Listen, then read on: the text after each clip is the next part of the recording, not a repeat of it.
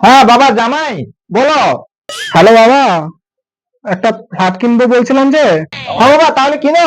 না বাবা, অনেক টাকা তো দাম বলছে, আমার কাছে তো এত পয়সা করি নাই। তো তুমি কিছু ম্যানেজ করে ব্যবস্থা করে দাও। তোমার তো বেটা নেই। বলছি তোমার যে যত জায়গা আছে কি করে আজকে বিকেলের মধ্যে 50 লাখ টাকাটা ব্যবস্থা করে পাঠিয়ে দাও, খুবই আর্জেন্ট আছে। আচ্ছা ঠিক আছে ঠিক আছে বাবা, দেখছি দেখছি দেখছি।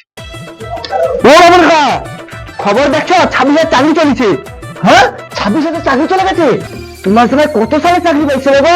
আমার জামাই, দাও দেখছি।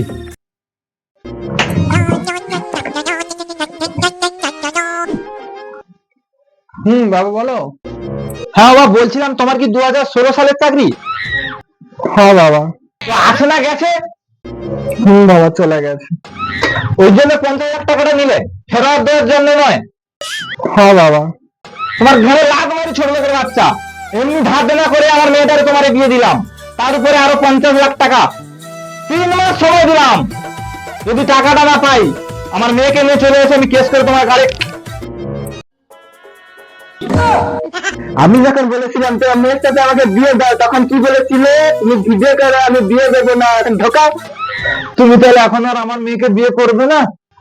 दूर सा टूटा टूटा एक परिंदा ऐसे टूटा कि फिर